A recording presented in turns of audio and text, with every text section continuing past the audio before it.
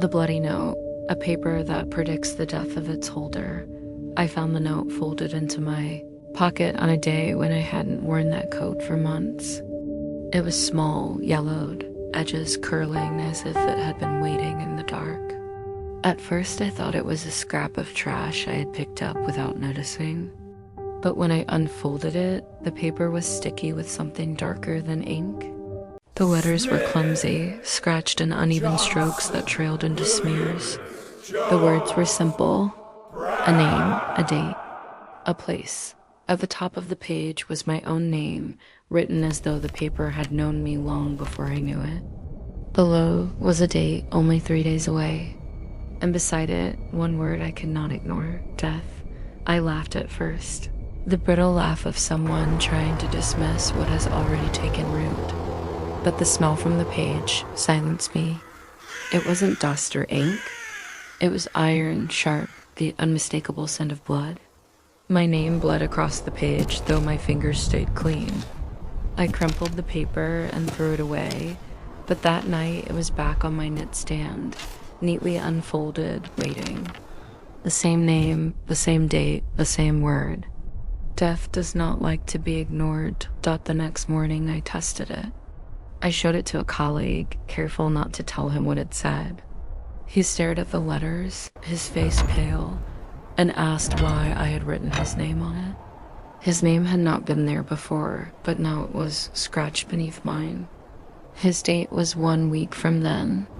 The following evening, his car spun off the road, and he did not return.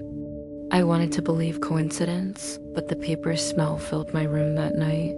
Stronger, as though congratulating itself. I carried it in my wallet, thinking control meant possession. But each time I looked, new names appeared, always someone I knew, always followed by a place and a date. Some were days away, some hours, and each time the paper was right. A man choked in the cafe exactly when it said he would. An old neighbor collapsed on the steps at the precise minute scratched on the page. Every time the page grew heavier, as though the weight of lives was ink that thickened into flesh.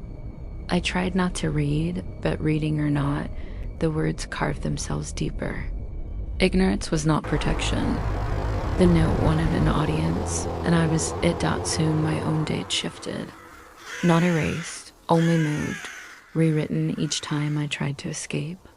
I burned the page in the sink, and the flames hissed with the smell of blood, curling the paper into black dust. But in the morning, it lay on my pillow, unburned, the letters darker than before.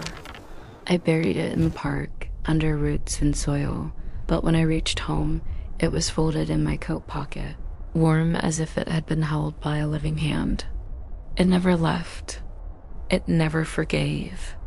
Each day, it added new names. Each day, it demanded I read. The note does not simply predict. It insists. It speaks without sound, whispering behind the letters, drawing your eye again and again, until the date becomes a drumbeat inside your skull. At night, I dreamed of its lines stretching across walls, crawling across ceilings, bleeding through skin. The more I resisted, the clearer it became. My own name grew larger, swallowing the page, until every fold, every crease carried the outline of my end. And with it came the vision, the place, the moment, the sound of footsteps and the weight of silence. The paper did not guess. It remembered. It wrote the future as if it had already happened. I began to see others holding scraps that looked the same. On buses and trains and offices, people unfolding notes with shaking hands, their faces pale as mine had become. Some tore them, some swallowed them, some pretended to laugh. But I knew they could not destroy what had already chosen them. The note is passed like an infection, invisible until it arrives in your pocket, in your drawer, and your dreams.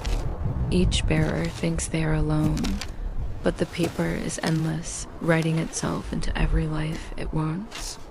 We are not chosen. We are collected. As my final date drew close, I noticed changes in the world around me. Clocks faltered, pausing on the minute written on the note. Doors creaked open at the places it listed. Strangers looked at me too long, as if they had read my name somewhere and were waiting for me to recognize it. And always the paper pulsed in my pocket, a heartbeat of its own. I knew it was not ink or blood on the page, but the residue of screams, pressed flat until they turned to script. Every letter was a voice cut off mid-breath. Every data grave disguised as handwriting. And mine was almost ready. On the final night I sat with it unfolded on the table. My name at the top, my time below. The place was not vague. It was here.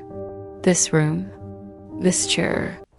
I stared until the letters blurred, until they seemed to crawl off the page and onto my skin. My hands shook, my mouth filled with the taste of iron. I waited for the hour to strike. The walls breathed heavier with each second. And then, when the clock reached the number, the note changed.